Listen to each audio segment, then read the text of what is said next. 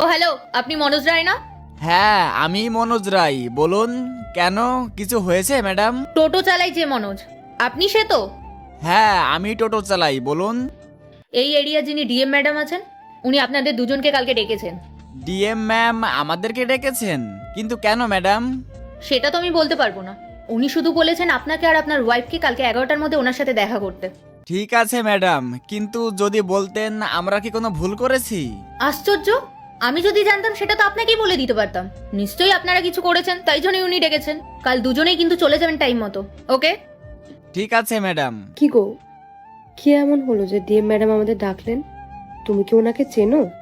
আরে না না, আমি কি করে চিনবো ডিএম ম্যাডামকে? এখন তো কোনো উপায় নেই, তাহলে কালকে সকালে যেতে হবে।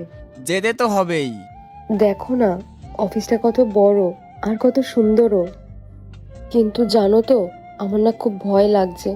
এটা ডিএম ম্যাডামের অফিস, বড় তো হবেই। কিন্তু আমি এটা বুঝতে পারছি না উনি আমাদেরকে কেন এখানে রেখেছেন, ভালোর জন্য নাকি খারাপের জন্য?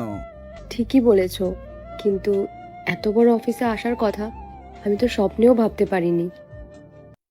কেন ভাই, কেন ভাবতে পারিস না তোরা এখানে আসার কথা? দিদি, তুই এখানে ডিএম ম্যাডামের অফিসে কি করছিস?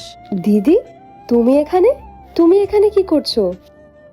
আরে তুমি বুঝতে পারছো না? দিদি মনে হয় ডিএম ম্যাডামের অফিসে চাকরি পেয়ে গেছে। না ভাই, আমি ডিএম ম্যামের কাছে চাকরি করি না। এরপরে কি হয় সেটা দেখার আগে মায়ের কাছে 10 টাকা চাইলে 20 টাকা দেয়, একটা রুটি চাইলে 2টা রুটি দেয়। সেই মাকে যদি ভালোবেসে থাকো তাহলে ভিডিওটিতে লাইক করে চ্যানেলটি সাবস্ক্রাইব করো, আর কমেন্টে আই লাভ ইউ মা লেখো। তাহলে ডিএম ম্যাডামের অফিসে তুই কি করছিস?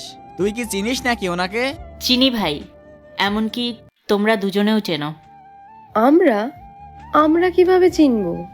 না না, আমরা ডিএম ম্যাডামকে চিনি না। আমরা তো এটাও জানি না যে উনি আমাদেরকে এখানে কেন ডেকেছেন। ডিএম আর অন্য কেউ না, তোরই দিদি। তুমি এই শহরের ডিএম?